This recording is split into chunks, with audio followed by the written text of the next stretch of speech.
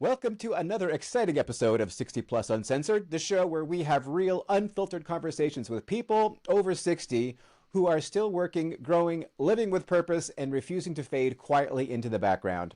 I'm your host, Seb Fry, and I started this podcast because I wanted to shine a spotlight on the people who are still out there doing the damn thing, building businesses, chasing dreams, raising hell, or just living life on their own terms. Today, I'm joined by someone who's doing incredible work in a space that touches so many of our lives, relationships. My guest is Rabbi Shlomo Slotkin, a licensed clinical professional counselor, a certified Imago relationship therapist, and the co-founder of the Marriage Restoration Project. For more than 2 decades, Shlomo has been helping couples rebuild trust, repair connection, and create stronger and healthier marriages. Rabbi Shlomo, thank you so much for joining me here on the call today. I'm very excited. Could you please Thank you. tell us a little bit about yourself? Sure. So, as you mentioned, Sebastian, I'm a marriage therapist, an Imago therapist. It's a type of couples counseling, and it's something very personal because my wife and I started this for our own relationship. We're about 2 years into our marriage, and everything seemed perfect in the beginning, but then the dream kind of turned into a nightmare, and we got help, and thank God it got us back on track, and that kind of set my mission forward in terms of being able to help other couples and families, and not just young couples. When I was in my late 20s when I started this, but I remember one of my first couples I worked with was a couple that had been married, probably they're in their 60s, probably married for over 40 years, about 40 years or so. And I remember when they had been to a lot of marriage therapists, and she was pretty wise because she said that, I was tired of having the therapist always say it's my husband's fault.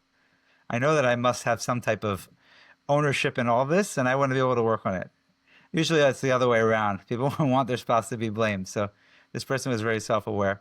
But what I've seen in my time over the years, just working with couples, that regardless of the age, there's always opportunity to grow. And I really admire the couples that are over 60 who've been together for, 30, 40, even 50 years, who are still committed to working on the relationship. It says just so much, especially in our day and age where people are, a lot of people are really not in a relationship for that long.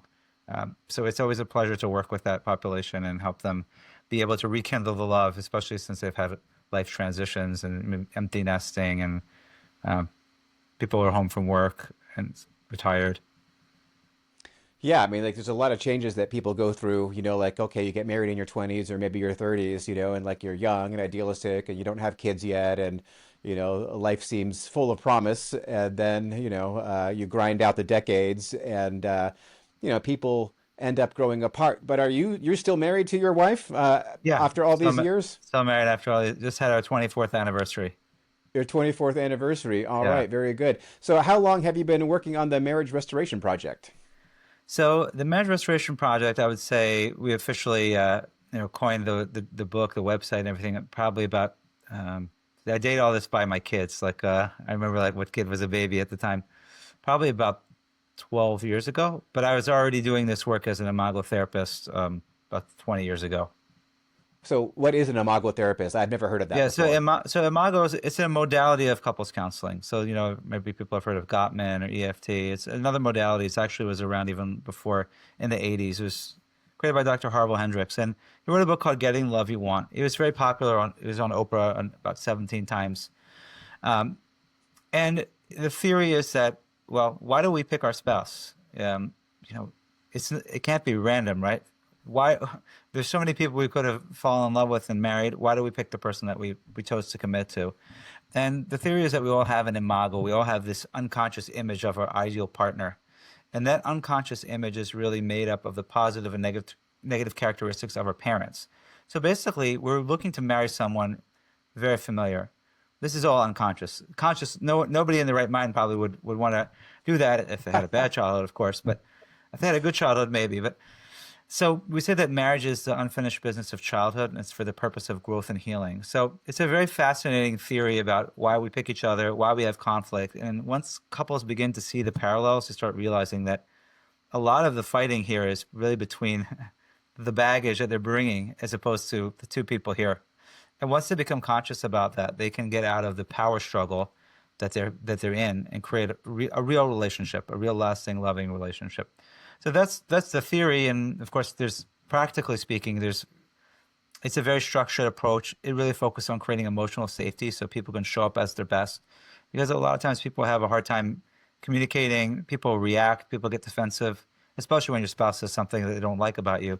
And this teaches you how to be able to hear the other person, really make space for them, and through that be able to reconnect and get rid of all the negativity and detox your relationship. So I found it. I mean, when we did it 22 years ago as a couple, and it changed our marriage forever. And I've been sharing this gift with the couples I've been working with since then. So, 22 years ago. So, when did you become a rabbi? So I was becoming a rabbi around the same time that I was getting married. We were going for counsel about 22 years ago, 21 years ago. I think I got ordained 21 years ago. And I wanted to be a pulpit rabbi, but I was getting my master's in counseling psychology at the time, and the therapist told me about an Imago training coming up.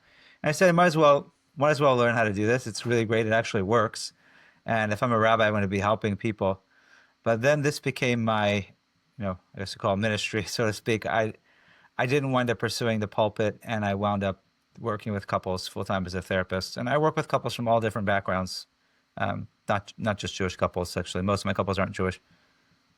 Well, that's interesting. So I really had no idea there's such a thing as a pulpit versus a non-pulpit rabbi. So there's like a class of rabbis who don't really have like a temple that they, go to, and they don't. Well, yeah, I mean, yeah, I have like the word. It's like, I mean, it's kind of like, people get a law degree, but they don't practice law. It's the same idea. Like I have a degree, like I did all the studies. I could, in theory, have, had a synagogue, but I chose not to pursue that path. So sometimes I give classes in the community, but I'm not really like officiating as a rabbi formally. Oh, that's interesting. But I So just like you keep the don't do like title. weddings and stuff or any of that. No, I mean, no, I don't really do that. Yeah. I mean, if somebody Okay. wanted me to, I could, but I don't. Yeah. Right. So, so the time you became a rabbi and the time you became an Imago therapist are really just closely related, huh? It was like sort of just Yeah. part and parcel almost of the same journey. Yeah. We're doing it at the same time. And then my path kind of veered in one direction where I felt I could All make the right. most impact. Yeah, that's very interesting. Okay. And so you went for 10 years, it looks like, just being an Imago therapist and being a rabbi, and then you started the Marriage Restoration Project. And where did the germ come to actually have like an actual project like this? Well, I say it really came from my wife because my wife grew up, she's a child of divorce. Her parents got divorced at age 11, and it really impacted her life. I mean, she had a challenging childhood, and she really wanted to make it her mission to help other children not have to go through what she did. And what had happened is she had met a girl around the same age, about 11 or 12, whose parents were getting divorced, and the father took her to like a singles weekend, and she just was like kind of horrified and saddened because it brought back memories for her as a child. And she had said to me, she said, "Shlomo, we have to do something for the children. We have to help couples and families so that they can really succeed and stay together instead of just falling apart." And look, I'm not saying that some people get divorced, and I'm not judging anyone that does. What we have seen, unfortunately, is that there are a lot of people who are going for help and they're not really getting the help that they need, and it's making a relationship worse, or they're getting help for themselves without their spouse, or people are advising them about their spouse without meeting their spouse, other therapists. So we've seen that so many couples needlessly break up when they could really repair it. It's not like we're not talking about major issues that people are having, like betrayal or abuse or addictions. We're talking about the run of the mill. People can't get along, can't communicate, they're fighting. And a lot of these things can really be helped if you have the right approach. So that's how we started the project. And so kind of instead of me just doing like a little solo practitioner in Baltimore, we began expanding to put our information out there. We had created a book and the 5-step action plan to a healthy and happy marriage, and an online course to be able to reach more people. And then we have other therapists all over the country, and actually some international, doing our 2-day intensive program that we do with couples. No, that's interesting. So you're in Baltimore, you say.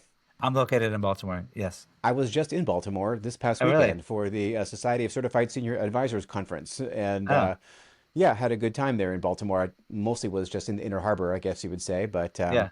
yeah, that was fun. So small world. So so like a lot of therapy isn't successful, right? Like so how do you know if you are not getting good advice from your marriage and relationship counselor? Well, I would say if your therapist tells you to get divorced, or if your therapist tells you to, or your individual therapist has never met your spouse and is telling you things, well, it sounds like your spouse is this or that, abusive or a narcissist, or maybe you should leave them, I would run the other way. Now, if you're in an abusive relationship, you need to protect yourself, of course. But I think people just the job of a therapist, in my opinion, is not to tell people what to do. It's to empower people to make a conscious decision on their own. So I don't tell couples. I would never tell a couple to get divorced. That's their decision because it impacts them. I would say so. That's one thing. Number two, unfortunately, we need to do our due diligence as consumers. No two therapists are alike. I mean, there was a statistic I once saw that said over 80% of therapists who are doing marriage and family therapy, their training is basically they have one course. 80% of them have one course in their graduate program on marriage and family therapy. That's it. That's the extent of their skills. Now, if you look, I took a course in marriage and family therapy. I took a course in drug and alcohol, child development. I would never in a million years start saying I was an addictions counselor because, I know a little bit, but that's not enough to really help somebody. So there's a severe lack of competence among the majority of people who are working with couples because they don't have advanced training. And it could be any. I'm not saying they have to do Imago, whatever they train in. The point is, it's like you want to go to a surgeon, right? You don't just get some guy who just came out of medical school and had maybe a class in surgery. You want somebody who's trained as a surgeon. Now, I realize there's the various degrees of experience, and the people just starting off and people doing it for 10, 20 years, but still, you want to make sure that someone specializes in what you do. And then, of course, no two therapists are alike. I mean, not every therapist a person is going to feel comfortable with, and you want to make sure also that they support your values. So if the therapy world is very much about the self, unfortunately. I mean, it's good in the sense they're helping people in many ways, but it's more about like me. So if you're not happy in your relationship, then maybe you need to leave because you're not being able to, I don't know, take care of yourself, or you're not really getting the most for your self actualization. Now, the problem with that is a relationship is not about you; it's about two people. It's really about the other person. It's about being in a relationship with someone beside yourself.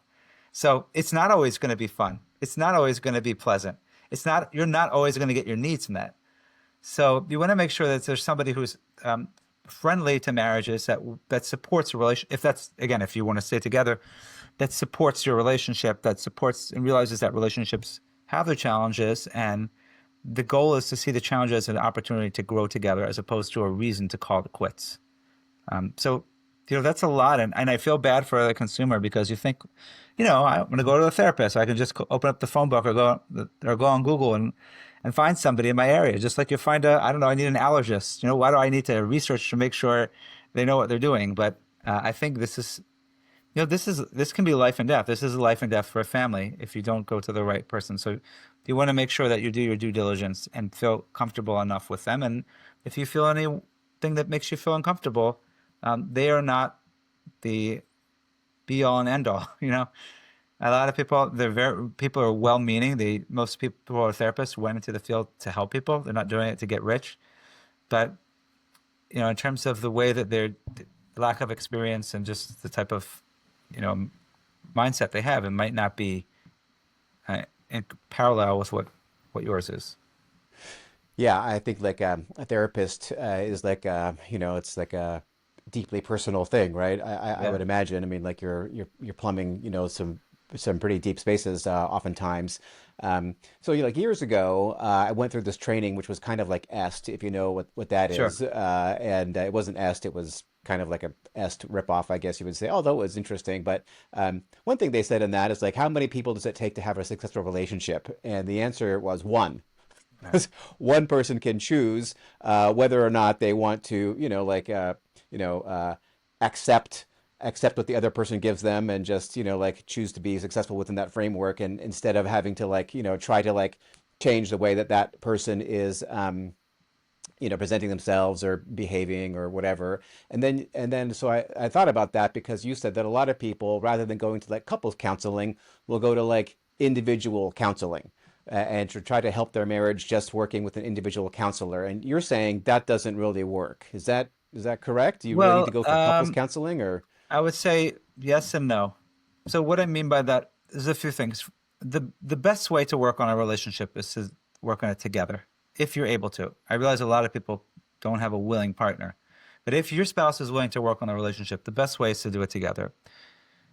Because first of all, you go to someone individually; they don't know your spouse, so they're only hearing one side of the story, and they might, let's say they make a suggestion for you about something, but your spouse might not like that. So it's not necessarily going to be helpful. And furthermore, it expedites the process, meaning you're able to just make much more progress quicker when you have two people there. And the other thing is that in terms of the way that I work with couples, it's not about them talking to me about them and about what's going on and I give them advice. It's about actually facilitating their connection. I have them facing each other. I'm helping them talk to each other and interact in a whole new way. That's not something you can do in individual therapy. They can give you a few tips, but they're not going to be able to help you engage in. And the great thing about doing that work together is the couple can see, wow, like I really feel like you can hear me now. Like I see that our relationship can be different. I really feel understood. So that's number one. We say in Imago that you can do growth work with an individual therapist, but the healing work really is done with your spouse. And what it means by that is that we are wounded in relationship, and the only way we can really heal is in relationship. Now, what makes individual therapy successful? So the research shows that it's not necessarily about the modality that they use, it's about the relationship you have with the therapist. So we see that even individual therapy, the healing factor is the relationship with the therapist. But that relationship is transactional. You have to pay them money, and it's time bound. It's done after 50 minutes. So if you can heal if you can heal through a relationship with your spouse, which should not be transactional, it's not time bound. That's a much more powerful way to do it. Now, if you do not have a willing spouse, then you can do things on your own for sure, and it's better to do something than nothing. And there's a lot of things that you can do to improve how you react. It's important that the individual therapist helps you focus on yourself and your feelings about what's going on, as opposed to putting the blame on your spouse. Because it's very, unfortunately, like a lot of individual therapy, they will do that. They'll kind of point out like, oh, well, talk about your spouse with not in their presence and not knowing them. Whereas if you're doing the work, if they're saying, okay, so you're really annoyed that that your wife, criticizes you all the time. Tell me more about that. What does that feel like for you? How do you react when that happens? And like help you explore yourself and what you do to maybe contribute to the relationship. As you said, it takes one person to fix the relationship. Look at taking ownership. That's fine. But if it's about blaming the other person, then I understand people need to vent, but it's not going to be productive. Got it. Okay, so I'm going to play devil's advocate here, and forgive me, but so Sure. let's just say, because like here on 60 Plus Uncensored, our audience is largely people over 60. So let's just say you're over 60, and you had two or three kids, and then they have now graduated college, even, right? And so and now you have two empty nesters, and there's like they're like a lot of what they thought they wanted to get out of the marriage has already happened already, right? They already Right. had their kids. They've reached a certain level of, say, financial success, and that maybe one spouse is interested in traveling the world and the other one isn't, or they just have like different pursuits that they are, called to, like, why shouldn't those people just go their own separate ways? Like, what's the benefit in staying married when you don't really financially need to, you don't have kids to raise? Like, what's the argument for staying in a relationship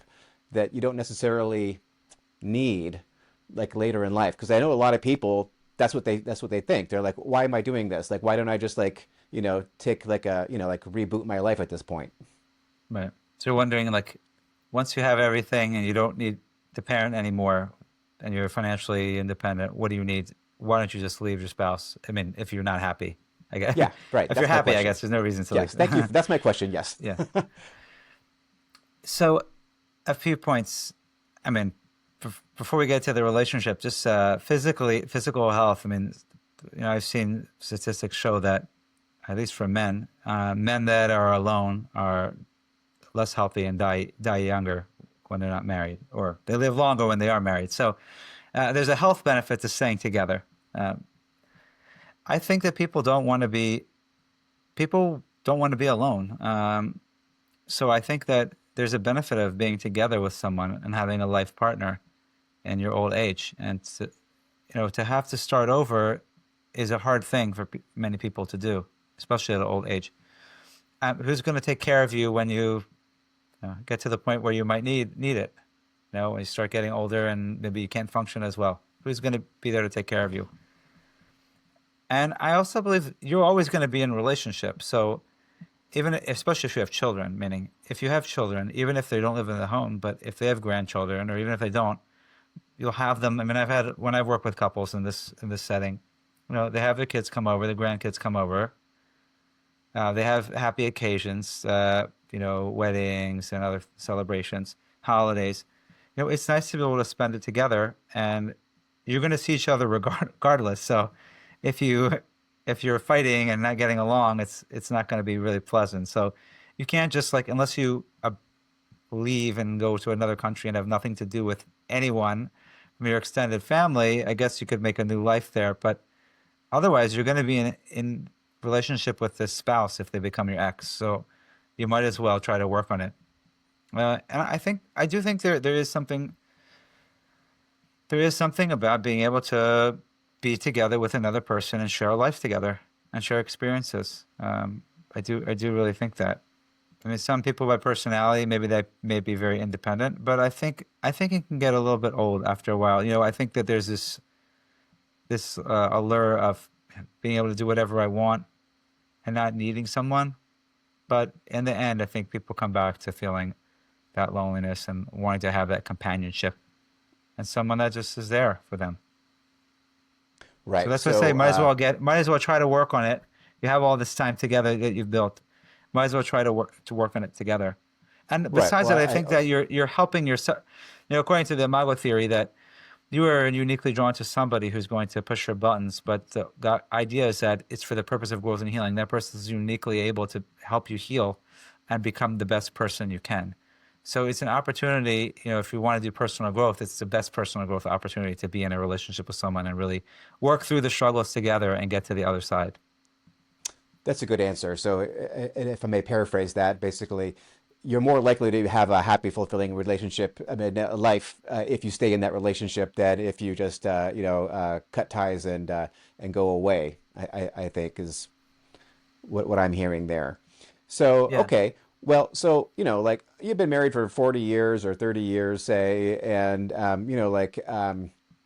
there's been a lot of accumulated grievances and, baggage, and then just sort of growing apart, maybe, right? So how do people, like, rekindle intimacy and connection, like, later in life, even after, like, years of, like, sniping at each other and, all of that, which you frequently see in marriages? So I think couples that stay together that long in our day and age, there's something that's keeping them there together. And I don't think it's just because it's convenient. I do believe that, if it's just convenient, maybe they would leave once the kids get out of the house, but we get married. But people that are 40 years, the kids are probably already maybe even having getting married, the grandkids maybe. So I think that there's something that initial connection that they had, that love is still there. There might be a lot of garbage that's piled on top of it over the years, but I think there's still a lot of positive going for them. I just worked with a couple who've been married for 40 years this week, and they had a pretty serious issue that they're about to get divorced, but they still have a lot of fond memories and a lot of positivity there. There was a lot of negativity over the years also, but that is what kind of kept them together. And I think that's what's going to keep them together, which means at this time of life, especially when you have less responsibilities, especially when people might even be in retirement, it's to focus on kind of like you know, revamping their relationship, like creating a new relationship, making a new vision for the relationship, and really focusing on, you know, dating again, having fun together, when we learn new things together, like taking a class, and there's lots of education. I know my father goes to a lot of different educational programs. Taking a class together and learning something new together is a way to rebuild the love chemicals that you had and to bond. Having fun together is another way to do it. You know, traveling, doing things that you like to do together. All of these things can help revitalize the relationship from a positive perspective. And then learning how to interact in a different way. You know, that's what we teach couples. And people, they say you can't teach an old dog new tricks, but you know, I've seen couples who are in their 60s and 70s learn how to communicate in a healthier way, where they stop the negativity, where they stop the sniping and the criticism, and learn how to share with each other in a way where they can feel heard. And that also helps take away that negativity and foster more connection and positivity in a relationship. So a lot of times it's more than just like sniping and criticism. Like a lot of times there's like infidelity and like alcoholism Yeah. and stuff like that, right? I mean, like are those things that many couples can actually overcome? And like you can stop and maybe you can stop being, unfaithful, and maybe you can stop drinking, but like in the case of drinking, like you still might have an alcoholic personality, I guess they would say. Like, have you seen people actually successfully overcome that? Like not just once in a while, but like, commonly? Is that like a common Yeah. thing that happens, or does that really more often than not actually end up in divorce? No, well, I mean, the general statistics, 70% of affairs, at least last time I checked, end in divorce. But I've seen a remarkable amount of couples been able to survive affairs, and not just like, I mean, I don't say there's good affairs or bad affairs, but like really bad, like even serial cheating, when a spouse didn't even know about it for years, and married for 40 years and finds out that the husband was, had multiple affairs. If there's a commitment there and a willingness to heal, I'm not saying it's always easy, but I believe that people can change. I've seen people change. I've seen people who've shown that they're committed to this relationship, and they will do whatever they can to make it better. And in the beginning it's rough, but over time, as the relationship change, as the person who had the affair shows a real interest in repairing, and as time elapses, they're able to create a relationship, actually many times a better relationship than ever before. Because a lot of times when you have these type of, call them exits in a relationship, like an affair, it's there's something going. There's never an excuse for an affair, but sometimes there's a context. What was going on in the relationship? Was this person dissatisfied, or maybe they had their own demons they were dealing with? And if we can figure out what that is, we can work on that so that we don't get back to the place where there's even an idea, thought of reverting back to that. As per addictions, so if a person's not in an active addiction, if they're in recovery and they're taking care of themselves, they're going to 12-step groups, or they have a counselor, and it's under control. I've also seen a lot of people be able to recover. It's just when there's an active addiction, they're not treating it. It's pretty difficult. But I don't, all because there's an affair or an alcohol usage or drug usage, it does not necessarily mean that the couple has to get divorced. If it is reparable, if they want to. Right. So a lot of times like alcoholism, goes along with like physical abuse, right? I mean, that's, I think, kind of common, Okay. right? So like in a situation like that, is that something that can be repaired or should be repaired? I mean, like if your partner is actually physically abusive or even just like really verbally abusive and like just, like emotionally abusive like that, is that something that can or should be repaired, or is that like a red line that's been crossed and that it's just time to go? Well, that's ultimately up to the couple to decide if they want to be able to repair it. If the abuse, physical or verbal, happens during the drug alcohol usage, and the person is not drinking anymore, then you know then perhaps that behavior will not be there anymore. So we don't need to be, it's if there's different types of abuse. None of them are okay, and ultimately a person needs to see if they feel safe enough. You can't not tell anyone, yes, you have to stay in this relationship. You have to decide whether you feel safe. But there's something what we call like episodic domestic violence, where it's more of like impulse control. Like a person just loses it, they get angry, and again, it's not okay, but it's something that is more that can be treated, and a relationship can be worked on. If someone's like intentionally beating someone, it's not just like a impulse control to do. You're doing it to manipulate or to control them. That's a lot more dangerous and is a lot more harder to work on. And if that person is not able to unless a person gets help and fixes the problem, the relationship is going to be really hard to work on. But if it's more of the episodic domestic violence, or even like, look, I mean, how do you define verbal and emotional abuse? I mean, there's plenty of nasty comments people say to each other and yell and scream at each other. If we would tell everybody, and people would say, they throw out the word abuse, like, oh, they're abusive. Well, and I'm not saying that no one deserves to be treated like that. Sometimes people, provoke the other person. So, for example, I had a couple of the wife basically like, took a key and like put it right in his face, like right here into his face.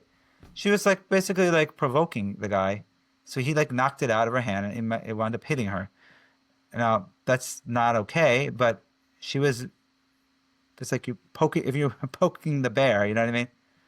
Or if somebody like stands in the doorway and doesn't let you out, and you expect them to just like be all calm. I mean, it's not a license to hit, but which is so that's one type of situation where both people are kind of like escalating the situation. If it's just the person's minding their own business and they're very nice and kind, and this person's just trying to control them and beating them, that's something I'd be much more concerned about. I mean, both of them would be concerned about, but the case where both people are at it, but one person, made the wrong comment or touched the other person, I believe those things can be repaired if both people want to work on it. But as always, because people will always say, well, you're justifying it. I don't justify abuse. It's not okay. The verbal abuse is not okay. Physical abuse is not okay. And ultimately, every person has to trust themselves and do what they need to feel safe. If they do not feel safe, they need to find a place to go. And if they do not feel safe to work on the relationship, that's their prerogative. I guess I'm just saying that I do think that many of these situations can be repaired. Not all of them, but many can if you have people that are both willing to do the work. Right. Okay. Well, that's important to feel safe and to be safe, and also to understand the context in which all of that is occurring. That's really important to consider. So, all right. So, a lot of people who are maybe in their 60s say, they are like kind of like the sandwich generation, I guess they called it, right? So like you're caring for aging parents, and at the same time, I mean, maybe your kids are still in college or they just finished with college, but a lot of times today, like people graduating college still require support from their parents, unfortunately. So Yeah. that creates its own sort of like stress, especially the part where you're helping take care of your aging parents. And especially like if one set of parents like needs more help than the other set of parents, and maybe they're like in a different city, which requires frequent travel. And then a lot of times people will shift from being like a spouse to like, primarily a spouse to like primarily a caregiver, right? So like, how do you keep a relationship strong and vibrant in a situation like that? So I think it's important to realize what your situation is in this stage of life. If you have a parent that needs you, you don't want to neglect them and just say, well, I have to focus on my marriage, so too bad. At the same time, and I would say that for both both partners to realize that this is a situation we're in. We do have parents that need us. We're going to have extra responsibilities. We may not have as much time for each other as we like, or be able to do the things we would like to do all the time. At the same time, to prioritize the relationship, to make sure that there is time carved out for you, whatever that looks like, whatever you both feel that you need to make the relationship feel nurtured, to really make an effort to do that. So in spite of all the other responsibilities, don't neglect your relationship. Because I believe no matter how busy you are, if you can find time to do something that's important if you really want to do it. Yeah, well, I think a lot of people, tell themselves that they can do it all, Right. and that it's just really not possible to do it all. And I guess you have to just, prioritize like what's more important, my responsibility to my parents or my responsibility to the marriage. And when I got married, I had to take these classes. So at the Catholic Church, and they said like your spouse is more important than your kids, Yeah. right? They said like, take care of your spouse first before you take care of your kids, which I thought was strange, and I still think it's strange. But I don't know, like what's more important, your relationship to your parents or your relationship to your spouse? I mean, in many ways, your relationship to your spouse, is more important. You still have to honor your parents. I mean, that's a special relationship, and not to neglect them. But the question is, if there's certain things that you can do through others, meaning, can you delegate? If you have siblings, can you alternate with them so you're not the only one taking care of them, or can you hire a caregiver to help? Uh, because if you completely neglect your spouse, that can have a bad impact on your marriage. Even if you're doing something that's worthwhile and your spouse is understanding, it could hurt your relationship. So I do think you have to put your marriage first, but you also have to be careful not to neglect your parents or neglect your children either. Yeah, it's a real challenge. I guess it's when they say like when the airplane is crashing to put your own oxygen mask on first Right. before you help the passengers who are right nearby. Okay, so Yeah. And not to as neglect you're yourself also, as oh with right, that analogy. I mean, you got to make sure you take care of yourself. Forget about even your marriage, but take care of yourself if you're in that situation, because you don't want to. You want to set up boundaries to protect your energy, because you could completely get zapped from all the right. caregiving. Right. Well, it's like me. Like one of my great struggles these days is like getting enough sleep. Right. So like Yeah. I will prioritize sleep really over almost anything else. Because like if I don't get enough sleep, I can't be my best self to like Yeah. like support my wife and my kids and make my clients and everybody else. So I think that like self care is really important because if you don't have self care, like how can you really be as effective in your relationship with your spouse or your parents or your kids. Yeah. If there's no self, there's no no one to give to others. So you have to have Correct. a limited amount. You have to fill up your cup to be able to. You have to fill up your cup. I love that. Yeah. All right. Okay. So now, older adults, a lot of times, people are like retire, and so what they find is that they're spending a lot of time with each other at home, all by themselves, like no one else is around, right? They Right. wake up, nothing to do today, nowhere to go, no place to be, and uh, a lot of people have a hard time with that. I know. And so, like, what are their strategies for people to like, uh, make that time really valuable and rewarding and something that they actually look forward to doing every day, as opposed to just like, oh God, what are we going to do today together? Mm. Are you saying specifically as a couple, or just even for an individual who feels like they have nothing to do because they No, as a couple. as a Yeah. couple? Yeah. Yeah. So that's definitely a transition. Because sometimes you have people where one person's just used to being home and doing their own thing, and then the other one retires, and it's like, okay, like now I have to take care of them, entertain them. Uh, or even both people. So it's really about the two talking together about what are your goals in your retirement. What is it that you both want to accomplish? You don't have to do everything together. Some people have their own. They want to go to the gym by themselves. They have their own take an art class. they have their own things they like to do on their own social life, but they also have their joint. So I think that it's a balance between both people trying to find out what they need to fill themselves up, and then also to figure out how much time they need together and what that looks like. And if that means like taking a walk, taking classes together, going on trips together, and really being able to do that. So, I mean, in some ways, it's a really, a really potentially really fun, nice time to be able to just like do whatever you want. But I think for a lot of us, it's hard because it's easier not to have to make those decisions. It's either just like, okay, I go to work 9 to 5, come home, have dinner, watch TV, and go to bed. So it's Yeah. definitely requiring people to be more intentional. But I think it's a discussion I think every couple has to, you can't say one size fits all. Every couple has to decide kind of what they both want, what they both need, what they envision, and create a vision for like, what is it that we want to do for this time period. Otherwise, you're going to be sitting home watching TV all day, and I really felt Yeah. like getting depressed. Create a vision. So Yeah. when you say create a vision, like do people like put like vision boards together for like, like as a couple together? Is that something that is done, or Yeah, I mean, we could is do that vision not a boards. I mean, technique? yeah, I mean, we do something called the relationship vision. I mean, I do this with all my couples, younger couples, older couples, a relationship vision. And that vision you may have had as in your 20s and 30s may change in your 60s and 70s. But a vision like we have fun together. We travel the world. We spend time with our grandchildren. Um, we do our separate activities and come back together and connect. Whatever that looks like you can co-create the life that you want together in this time because you don't have as many limitations and responsibilities.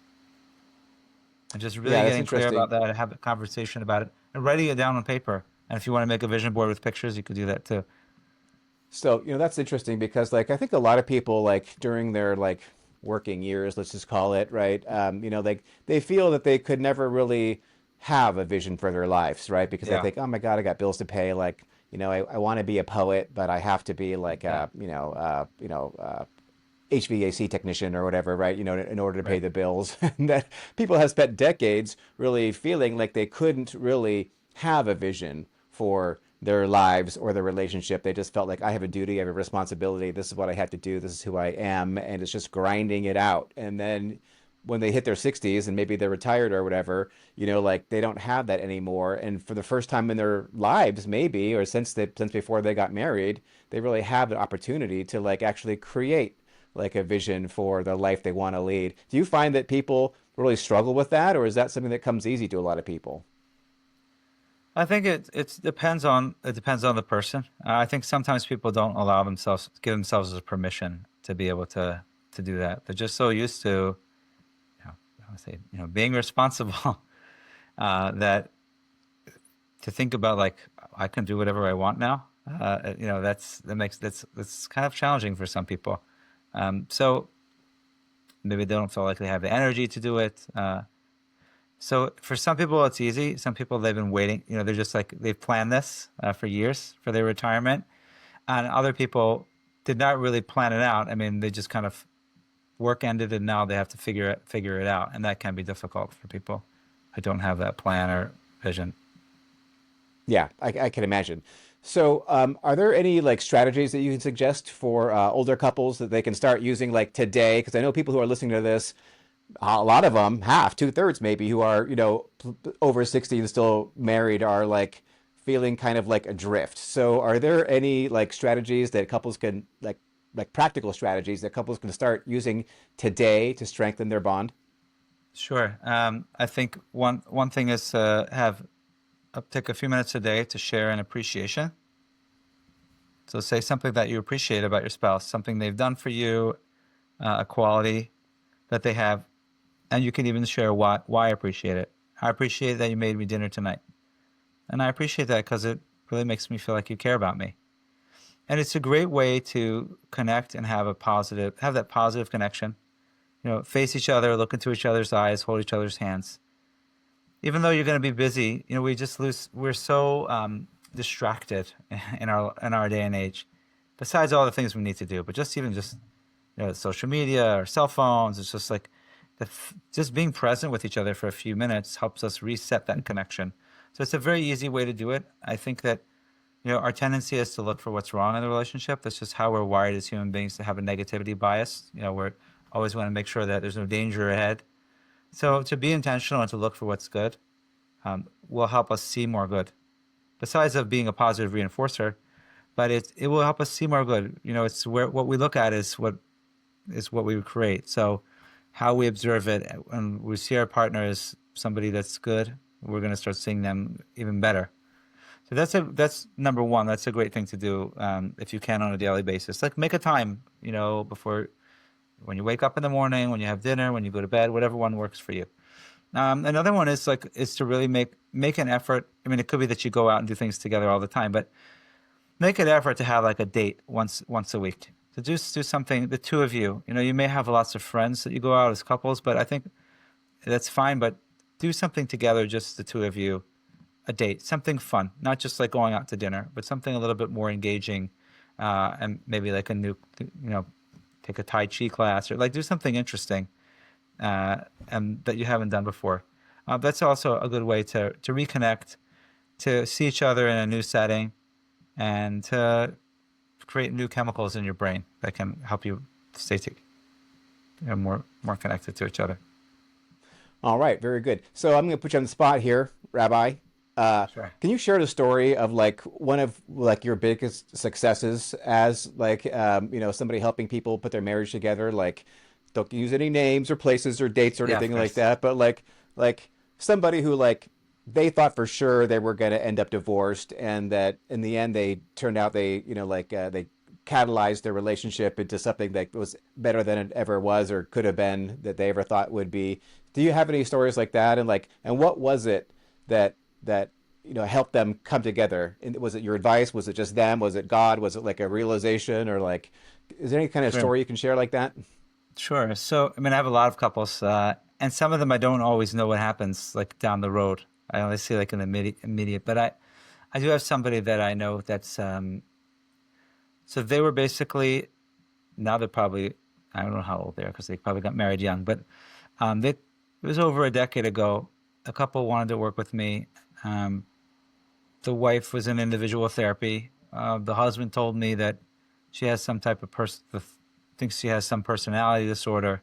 It was actually a second marriage for both of them, and like they don't really see how this is going to work out. I heard, sometimes I hear one side of the story on the phone, and I'm thinking, oh gosh, this is going to be a doozy. And then I hear, I hear the other one. I'm like, wait a minute. So which one's right? It's easy to get caught up. But I work with them for 2 days, and you know, they were just they did a great job together. I think the process. I mean, obviously, we always need like you said God's always helping us in the picture, but the process really helped them feel safe with each other and be able to really feel understood and to make sense of the pain they were in. And once they saw what was really happening, they realized it was mostly about their childhood that was kind of getting in the way and triggering each other. So once they learn how to feel safe, once they learn how to talk in a nice way, once they learn how to hear each other, they were able to repair their relationship. And they wound up, it's interesting. So she wound up sending like lots of different family members like to me, and we're also successful. And then I heard she still keeps in touch with me because she became like a professional, and she's actually wants to become like a marriage therapist herself. And she said that she was inspired by the work that she did, the transformation that she had with her husband, inspired her to help other couples. So that was like, that's a nice story to see how, helping one couple can help many other couples, because not just in the family, but they wind up becoming a helping professional too and helping others. And that's not always the case. Not everyone becomes a marriage counselor after working with me. But Right. Well, that's that's just actually one story. Yeah.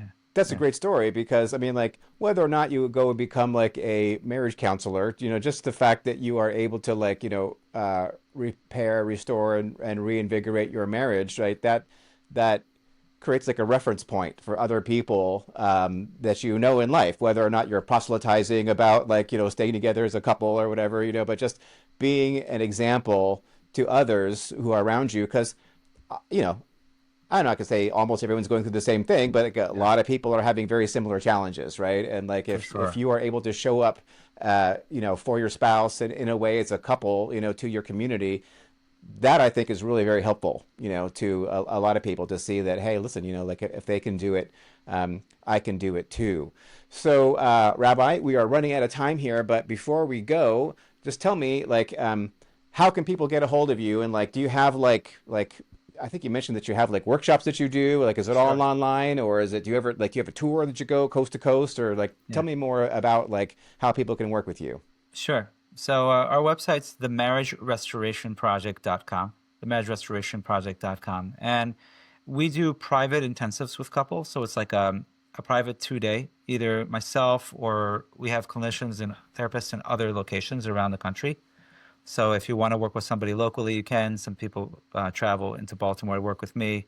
They also have options to work virtually.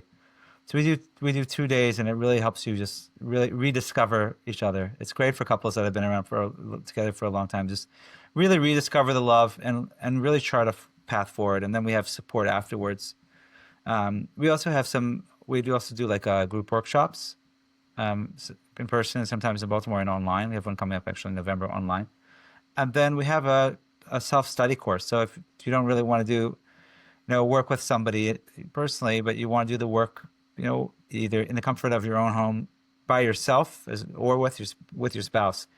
We have a self-study course on our website that you can really improve your relationship, learn how to communicate, learn how to reconnect, and a lot of these positive things to be able to implement and change your relationship. Okay, well, that sounds great. So I'm going to have that in the show notes, and I just have a question for you about like the live, like live intensive versus like a webinar or whatever, or like a recorded, Zoom thing. I find that like being in a room with somebody is much more impactful than over a Zoom conference because like there's all kinds of things that you just can't get, like the emotional resonance, right, as I call it, Yeah. right? Like you can't like get that same feeling. Do you find that it's actually more successful for people to go show up in person, or does it really matter? Yeah, I think it really depends on the person. When I first was doing online, I was just like, oh, this, not going to be the same. Even our group workshops during COVID, I was just kind of surprised that how effective they were. The most important thing for me is that the couples, their experience, not how I what I feel, and their experience is that they've been able to be successful online, and it's still made a huge impact. So sometimes people just don't have an option. I mean, if you're able to travel or do something in person, I think it's always better if you can. But if you don't have an option, don't worry. It still can be effective. As long as you don't have like a bunch of people like running around your house when you're doing the therapy. If you can create a quiet space, sometimes people even they'll rent a hotel room and like get away and do it. But if you can be not distracted, sometimes people if they're at home they might take it too casually. They're gonna go to the fridge and get a snack but if you take it seriously, you can be successful online too.